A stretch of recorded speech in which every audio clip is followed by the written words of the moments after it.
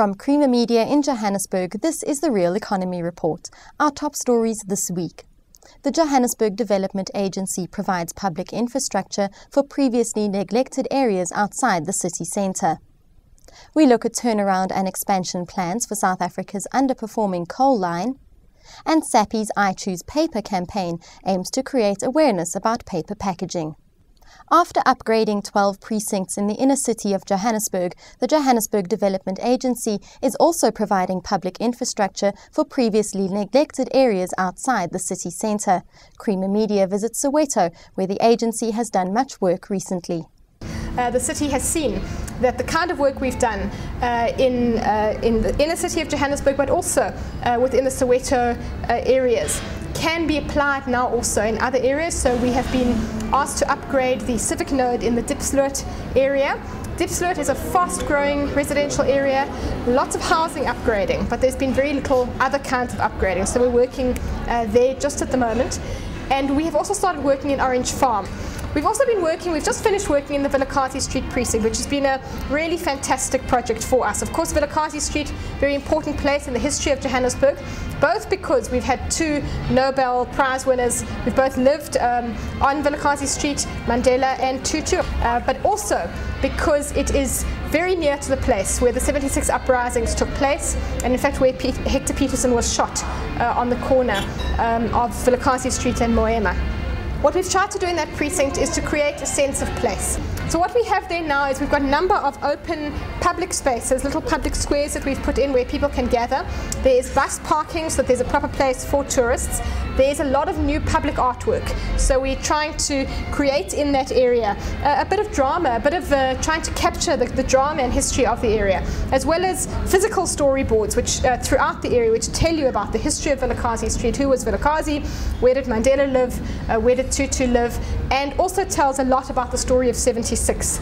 We've also made much wider sidewalks, landscaping, street lighting, etc. So we've been working quite a lot in the Soweto area. So I think what we're seeing in the townships is that, you know, the sense of place is beginning to shift and the visual landscape is beginning to shift. And you know, there's still a lot of advantages of living in a township. Land is cheap. Housing is much more accessible than in many other parts of the city. And if we can provide a decent sense of place and decent public transport, then they become much more viable areas and much more viable communities. South Africa's coal export channel from the mines of Mpumalanga to the port of Richards Bay in KwaZulu-Natal has been on a 5-year declining trend. Acting Transnet CEO Chris Wells has accepted responsibility for the underperformance, but has also mapped out recovery and growth plans.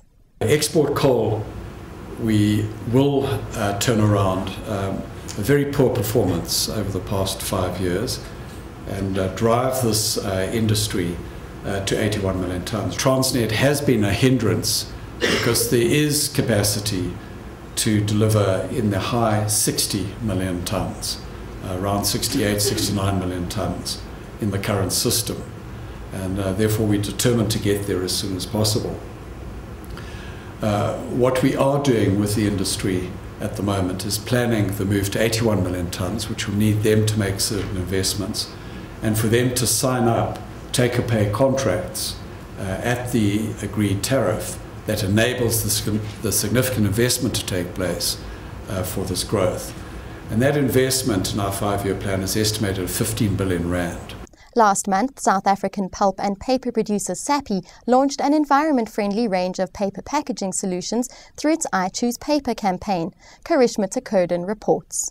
The I Choose Paper campaign is aimed at creating awareness of the paper aspects of our range, particularly the packing and paper aspects. Paper is a totally biodegradable source, it's totally renewable, and it comes from a resource, it comes from a, call it a factory if you like, or a machine that cleans up the atmosphere. We're actually going to do it progressively through a number of months to the various sectors, the retail sector, the converters, the public at large as well. So I think at the end of the day, we're going to nibble at it very slowly and believe that through that we'll have a sustainable message. I think what is very important to us is to ensure that people, from an education point of view, understand what the benefits of paper is.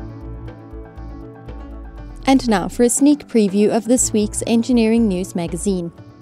In our cover story, we report that as the Gautrain pulls out of the station, South Africa is considering other passenger rail prospects. Read about Eskom's hopes of completing its concentrated solar power project by 2014. And we report that South Africa's Sumbandila microsatellite is now delivering imagery every day. And in Mining Weekly this week, in this week's cover story, we report how Chinese miners are active globally to feed the economic growth at home. Read that coal miner Westcoal is to conclude deals this year that may treble coal reserves.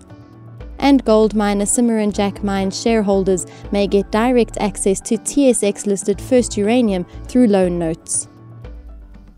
That's Creamer Media's Real Economy Report. Join us again next week for more news and insight into South Africa's real economy.